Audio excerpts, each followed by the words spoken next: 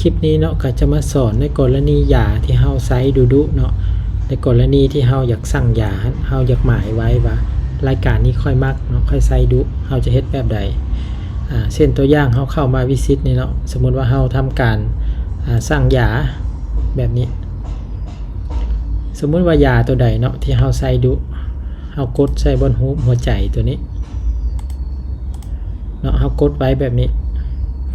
สมมุติว่ายาเฮาหลายบัดนี้เนาะเฮาสิมาเซิร์ชพิมพ์เฮาอาจจะรู้สึกว่ามันช้าเนาะเฮากดตัวนี้รายการที่มักนี่เนาะ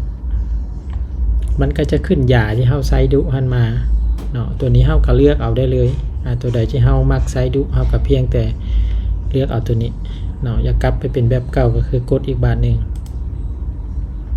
แบบนี้ตัวนี้มันก็จะสะดวกเนาะ